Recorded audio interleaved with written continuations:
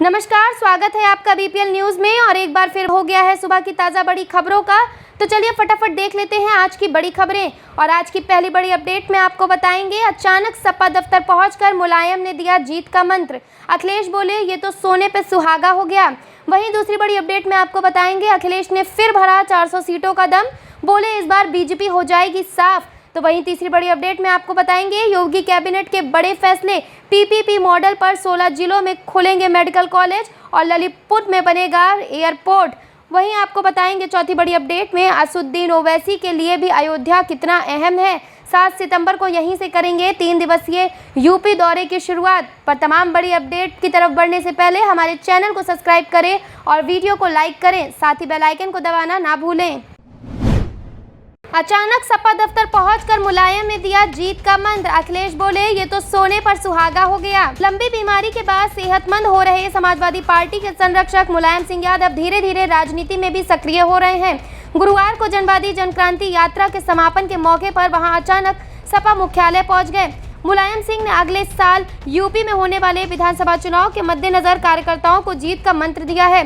आपको बता दें, उन्होंने कहा कि सपा ही सामाजिक न्याय के लिए लड़ाई लड़ सकती है और सभी को अधिकार दिला सकती है। मुलायम सिंह ने यूं अचानक पार्टी कार्यालय से अखिलेश यादव के चेहरे पर नई चमक दिखाई देने लगी। आपको बता दें, उन्होंने अपने संबोधन में कहा, नेताजी का यहाँ आना सोने पर सुहागा हो गया। अखिलेश ने फिर भरा 400 सीटों का दम, बोले इस बार बीजेपी हो जाएगी साफ। समाजवादी पार्टी के राष्ट्रीय अध्यक्ष और पूर्व मुख्यमंत्री अखिलेश यादव ने एक बार फिर विधानसभा चुनाव में 400 सीट से अधिक सीटें जीतने का दावा किया है। गुरुवार को जनक्रांति यात्रा के समापन समारोह में अखिलेश ने कहा कि ये यात्रा जिन जिलों से होकर निकलेगी वहां पर भाजपा का सफाया हो जाएगा। साथ ही उन्होंने कहा कि ये इसलिए समाजवादी पार्टियों ने इस बार 400 पार का नारा चुना है। अपने पिता और सपा संरक्षक पूर्व मुख्यमंत्री मुलायम सिंह यादव के अचानक कार्यालय पहुंचने से उत्साहित अखिलेश यादव ने भाजपा सरकार पर कई हमले बोले। उन्होंने कहा, किसान की आय दुगनी नहीं हुई, लेकिन सिलेंडर की कीमत कितनी दुगनी हो गई। दुगनी ही नहीं बल्कि ये तो धीरे धीरे बढ़ती जा रही है। भाजपा से जनता त्रस्त है। किसानों की कर्ज माफी का वादा पूरा नहीं किया गया, सिलेंडर महंगा हो गया, डीजल पेट्रोल महंगा हो गया। भाजपा के केंद्रीय मंत्री ने कहा कि सरसों के तेल में मिलावट नहीं कर पा रहे हैं, इस वजह से सरसों का तेल भी महंगा हो गया। मिलावट करके महंगाई को कम करना चाहिए, ऐसी सरकार नहीं चाहिए। भ्रष्टाचार लगातार बढ़ रहा है। योगी कैबिनेट के बड़े फैसले, पीपीपी मॉडल पर 16 जिलों में खुलेंगे मेडिकल कॉलेज, ललितपुर में बनेगा एयरपोर्ट। योगी सरकार की कैबिनेट बैठक गुरुवार को कई बड़े फैसले लिए गए। आपको बता दें, मंत्री सिद्धार्थनाथ सिंह ने बताया कि 16 जिलों में पीपीपी मॉडल के आधार पर मेडिकल कॉलेज खोले जाएंगे। इसके लिए जिलों के नाम भी तय हो गए हैं। उन्होंने बताया कि मुख्यमंत्री योगी आदित्यनाथ के महत्वाकांक्षी गंगा एक्सप्रेसवे के आरएफक्यू और आरएफपी को भी मंजूरी मिल गई है। ललितपुर में एयरपोर्ट बनाया जाएगा क्योंकि वहां डिफेंस कॉरिडोर भी बन रहा है। गंगा एक्सप्रेसवे से जुड़े कई मामलों को भी मंजूरी दे दी गई है। राज्य सरकार के प्रवक्ता और कैबिनेट मंत्री सिद्धार्थनाथ सिंह ने मुख्यमंत्री योगी आदित्यनाथ की अध्यक्षता में हुई मंत्रिमंडल में बैठक लिए जाने के निर्णय की जानकारी देते हुए बताया कि आने वाले समय में उत्तर प्रदेश को 1000 अरब डॉलर अर्थव्यवस्था बनाने में एक्सप्रेसवे के जाल का बड़ा योगदान होगा। गंगा एक्सप्रेसवे वे किसी राज्य के माध्यम से तैयार हो रहा देश का सबसे बड़ा एक्सप्रेसवे होगा। असुद्दीन ओवैसी के लिए भी अयोध्या अहम, 7 सितंबर को यहीं से करेंगे 3 दिवसीय दौरे की शुरुआत। उत्तर प्रदेश विधानसभा चुनाव का समय ज्यों-ज्यों नजदीक आ रहा है, त्यों-त्यों सूबे की सियासत में गर्मी पकड़ती जा रही है। राजनीतिक दलों ने औपचारिक और अनौपचारिक ढंग से अपनी चुनावी अभियान की शुरुआत कर दी है और इस बार एआईएमआईएम भी इसमें पीछे नहीं है। इसी मकसद से एआईएमआईएम चीफ असुद्दीन ओवैसी एक बार फिर यूपी दौरे पर आ रहे हैं। खास बात यह है कि सूबे के अन्य राजनीतिक दलों की तरह ही उनके चुनावी रणनीति में भी अयोध्या अहम हो गया है। लिहाजा इस बार 7 सितंबर को वो अपने 3 दिवसीय यूपी दौरे की शुरुआत करेंगे। ओवैसी रुदौली कस्बे से वंचित शोषित सम्मेलन को संबोधित करेंगे। अगले दिन 8 सितंबर को वो ललितपुर जाएंगे। अपने दौरे के आखिरी दिन यानी 9 नवंबर को वो बाराबंकी से होंगे।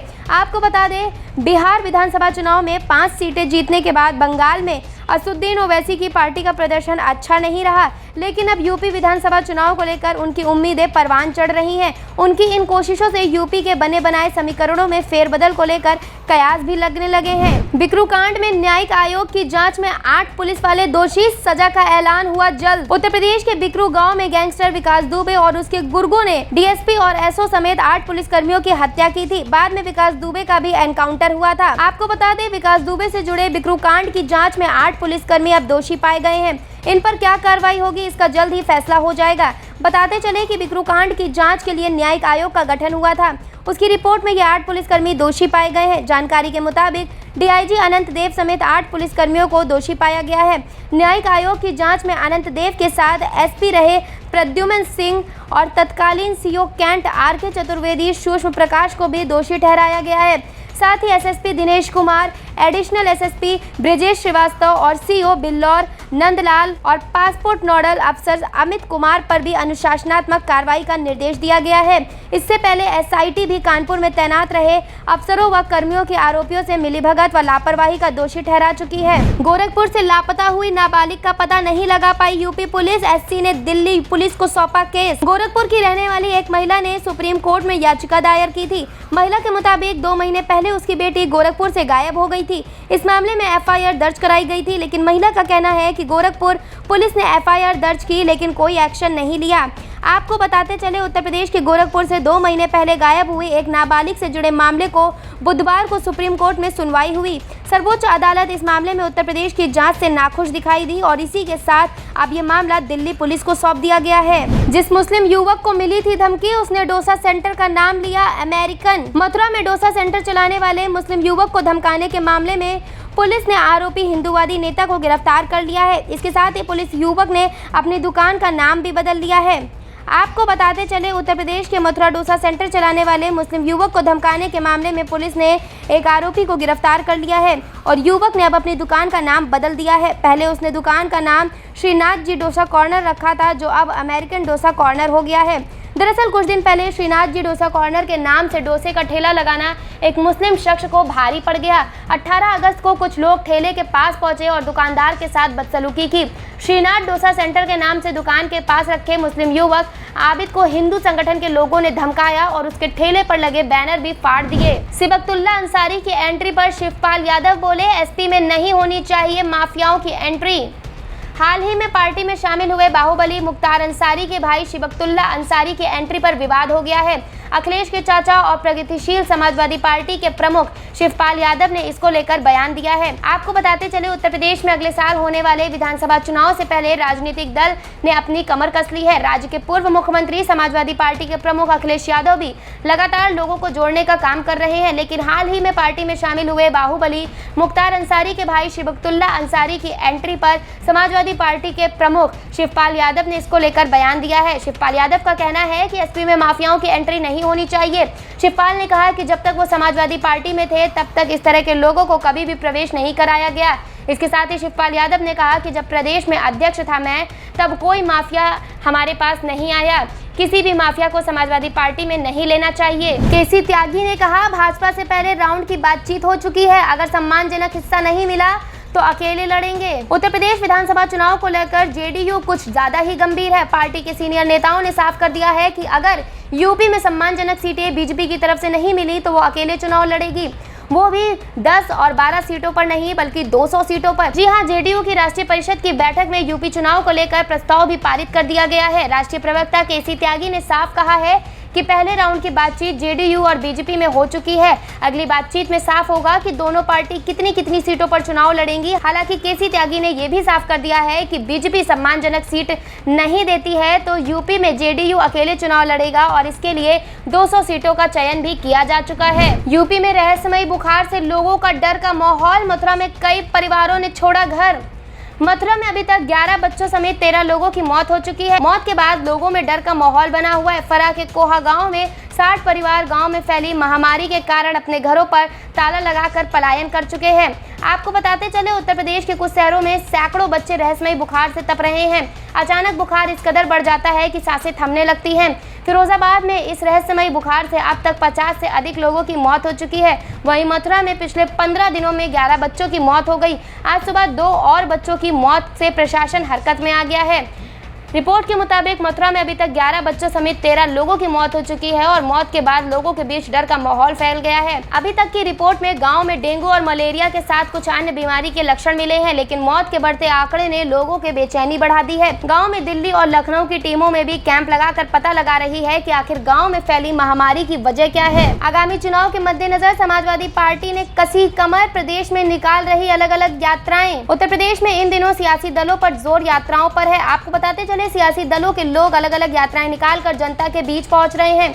इन सियासी यात्राओं की होड़ में सबसे आगे अभी समाजवादी पार्टी नजर आ रही है। पार्टी उत्तर प्रदेश के चारों कोनों में यात्राओं के जरिए अपनी दस्तक दे रही है, तो वहीं बीजेपी कह रही है कि यात्रा एक दिखावा है। वहीं समाजवादी पार्टी ने यात्राओं से इतना उत्साहित है कि पार्टी के नेता कह रहे हैं कि उत्तर प्रदेश में दरअसल 2022 में असली मुकाबला समाजवादी पार्टी और बीजेपी के बीच ही होगा। सपा की इन यात्राओं पर कभी समर्थन में पहली बार संसद पहुंचने वाली निषाद पार्टी के नेता संजय निषाद कभी निशाना साध रहे हैं। उत्तर प्रदेश में सत्ता पर काबिज होने के लिए इन दिनों सियासी दलों की लोग जनता से परिक्रमा कर रहे हैं और इनमें से सबसे आगे समाजवादी पार्टी ही दिखाई दे रही है। ये अलग अलग शहरों में जाकर यात्राएं निकाल रही है। वाराणसी में बनी एसआईटी जुटा रही है संपत्ति का ब्यौरा। आज ईडी को 3 दिन में दर्ज 23 मुकदमों की फाइल सौंपी जाएगी। धोखाधड़ी के मामले में फंसे नीलगिरी कंपनी के चीफ मैनेजिंग डायरेक्टर विकास सिंह, उनकी पत्नी मैनेजिंग डायरेक्टर रितु सिंह और करीबियों पर पुलिस का शिकंजा कसता ही जा रहा है। बीते 3 दिनों में तेजगंज थाने में कुल 23 मुकदमे दर्ज हो चुके हैं। कंपनी ने विदेशों में रह रहे लोगों को भी ठगा है।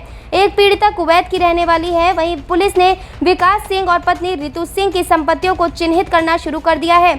दोनों की अचल संपत्तियों पर जल्द ही गैंगस्टर एक्ट के तहत जब्त किया जाएगा। आपको बता दें कि उनके खाते को भी फ्रीज करा दिया गया है। साथ ही पुलिस कमिश्नर ने सतीश गणेश द्वारा गठित एसआईटी जुटाए गए सभी सबूत आज प्रवर्तन निर्देशालय से साझा किए जाने की संभावना है और इसके बाद ईडी अपनी जांच शुरू कर देगी। यूपी में मदरसों पे फंडिंग संविधान की धर्मनिरपेक्ष भावना के अनुरूप है या नहीं, हाईकोर्ट ने मांगी जानकारी। इलाहाबाद हाईकोर्ट ने कहा है कि क्या धर्मनिरपेक्ष राज्य धार्मिक शिक्षा देने वाले शिक्षण संस्थानों को फंड दे सकता है। क्या धार्मिक शिक्षा देने वाले मदरसे अनुच्छेद 25 से 30 तक प्राप्त मौलिक अधिकारों के तहत सभी धर्मों में विश्वास का संरक्षण दे रहे हैं। क्या संविधान के अनुच्छेद 28 में मदरसे धार्मिक शिक्षा, संदेश व पूजा पद्धति की शिक्षा दे सकते हैं। आपको बताते चले स्कूल में खेल मैदान रखने के अनिवार्य शिक्षा के अधिकार के अनुच्छेद 21 व 21A की अनिवार्यता का पालन किया जा रहा है। कोर्ट ये जानना चाह रहा है कि क्या अन्य धार्मिक अल्पसंख्यकों को धार्मिक शिक्षा संस्थानों के सरकार फंड दे रही है। क्या महिलाओं को मदरसों में प्रवेश पर रोक है।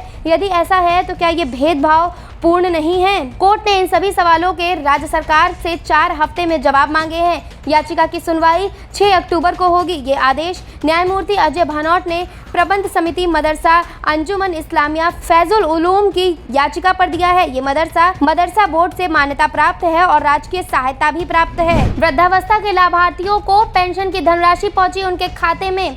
प्रदेश के मुख्यमंत्री योगी आदित्यनाथ ने प्रदेश के 55,77,000 वृद्धावस्था के लाभार्थियों को पेंशन में करोड़ों रुपए डीबीटी के माध्यम से उनके खातों में लखनऊ से हस्तांतरित की है। आपको बता दें इसमें 4 लाख नए लाभार्थी भी जुड़े हैं। बस्ती जनपद में 985 लाभार्थियों को करोड़ों रुपए उनके खाते में दिए हैं। इसके साथ ही आपको बताते चले प्रत्येक लाभार्थी को 3 महीने के लिए 1500 रुपए की किश्त प्राप्त हुई है। इस अवसर पर मुख्यमंत्री ने कहा कि कोरोना काल में जीवन के साथ साथ आजीविका को बचाने की सरकार की सम्मुख एक बड़ी चुनौती आ रही है। सरकार ने पूरी संबद्धता और संकल्प शक्ति के साथ योजनाओं का संचालन किया। यूपी में 1000 अरब डॉलर अर्थव्यवस्था बनाने में गंगा एक्सप्रेसवे का होगा बड़ा योगदान। योगी कैबिनेट ने की शुरुआत। उत्तर प्रदेश सरकार के मंत्रिमंडल ने बृहस्पतिवार को गंगा एक्सप्रेसवे से जुड़े निविदा दस्तावेज समेत विभिन्न विषयों को अनुमोदन प्रदान किया है। राज्य सरकार के प्रवक्ता और कैबिनेट मंत्री सिद्धार्थनाथ सिंह ने मुख्यमंत्री योगी आदित्यनाथ की अध्यक्षता में हुई मंत्रिमंडल की बैठक में लिए नए निर्णयों के अनुसार जानकारी देते हुए बताया कि आने वाले समय में उत्तर प्रदेश को 1000 अरब डॉलर अर्थव्यवस्था बनाने के एक्सप्रेसवे के जाल के बड़ा योगदान होगा। आपको बताते चले गंगा एक्सप्रेसवे किसी भी राज्य के माध्यम से तैयार हो रहा देश का सबसे बड़ा एक्सप्रेसवे होगा। बिहार की बारिश ने बदला लखनऊ से रवाना हुई ट्रेनों का रास्ता, कई शॉर्ट टर्मिनेट। बिहार में एक बार फिर से बारिश के कारण रेलवे पुलों का जलस्तर बढ़ने लगा है। पानी इन रेलवे पुलों के खतरे के निशान के ऊपर बह रहा है। किसी अप्रिय घटना की आशंका के चलते रेलवे ने पूर्व मध्य रेलवे के दरभंगा समस्तीपुर रेलखंड पर धलवारा हायाघाट स्टेशनों के बीच रेल पुल संख्या 16 पर ट्रेनों का संचालन बंद कर दिया है। इसके चलते लखनऊ से गुरुवार सुबह रवाना हुई कई ट्रेनों के रूट बदल गए हैं, जबकि कुछ ट्रेनों को बीच सफर में ही शॉर्ट टर्मिनेट कर दिया गया। यूपी में अब दिव्यांग बच्चों को निःशुल्क आवासीय विद्यालय की सुविधा, लखनऊ के राजकीय ममता विद्यालय में मिलेगा प्रवेश। यदि आपकी बेटी मानसिक रूप से दिव्यांग है और आप उसकी शिक्षा को लेकर परेशान हैं, तो आपके लिए अच्छी खबर है। दिव्यांग जन सशक्तिकरण विभाग की ओर से लखनऊ के राजकीय ममता विद्यालय में निःशुल्क शिक्षा के साथ ही उसके रहने खाने की पूरी व्यवस्था होगी। 6 से 18 वर्ष के आयु तक की बालिकाओं को यहां इंटर तक की शिक्षा प्रदान की जाएगी। पहले आओ पहले पाओ के आधार पर प्रवेश होगा। यूपी में एक्सप्रेसवे के किनारे 10 किलोमीटर का बनेगा इंडस्ट्रियल कॉरिडोर। यूपी सीडा देगा 3 विशेषज्ञ होगा नोडल। पूर्वांचल और बुंदेलखंड एक्सप्रेसवे का निर्माण पूरा होने वाला है। अब इनके किनारे इंडस्ट्रियल कॉरिडोर विकसित करने की प्रक्रिया तेज हो गई है। आपको बताते चले, औद्योगिक विकास मंत्री सतीश महाना ने विभागीय समीक्षा बैठक में बताया कि एक्सप्रेसवे के किनारे 10 किलोमीटर के दायरे में इंडस्ट्रियल कॉरिडोर होगा और उत्तर प्रदेश एक्सप्रेसवे औद्योगिक विकास प्राधिकरण नोडल एजेंसी होगा।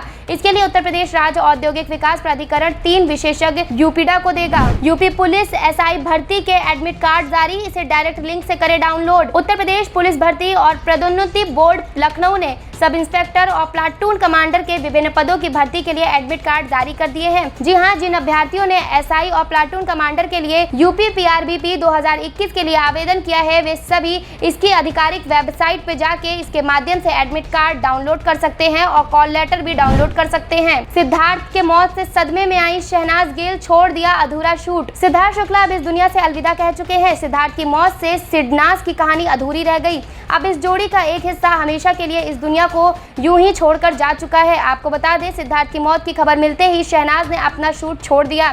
सिद्धार्थ शुक्ला अब इस दुनिया को अलविदा कह चुके हैं, जिसका शहनाज गिल के दिमाग पर बहुत गहरा असर पड़ा है। कहते हैं किरदार खत्म हो जाते हैं लेकिन कहानियां रह जाती हैं। ऐसी ही एक कहानी है सिद्धार्थ और शहनाज की। सिद्धार्थ शुक्ला अब इस दुनिया में नहीं है और उनकी मौत की खबर से फैंस का दिल पूरी तरह से टूट गया है। अभिनेता सिद्धार्थ शुक्ला बहुत जल्दी चले गए। सलमान खान ने ट्वीट पर लिखा, माधुरी दीक्षित ने कहा, आप हमेशा याद आएंगे। टीवी धारावाहिक बालिका वधू में निभाए गए अपने किरदार से घर घर में पहचान व लोकप्रियता पाने वाले सिद्धार्थ शुक्ला का निधन हो गया है। आपको बता दें, सिद्धार्थ ने हम्प्टी शर्मा की दुल्हनिया में वरुण धवन के साथ काम भी किया था। धवन ने इंस्टाग्राम पर शुक्ला और आलिया भट्ट के साथ 2014 में आई फिल्म के प्रमोशन की तस्वीरें भी साझा की हैं। आपको बता दें, अभिनेता सिद्धार्थ शुक्ला के निधन पर सलमान खान, अक्षय कुमार, अजय देवगन, माधुरी दीक्षित ने और भी बहुत सारे अभिनेताओं और नेताओं ने शोक व्यक्त करते हुए उन्हें एक खूबसूरत व्यक्तित्व, प्रभावशाली शख्सियत के तौर पर याद किया।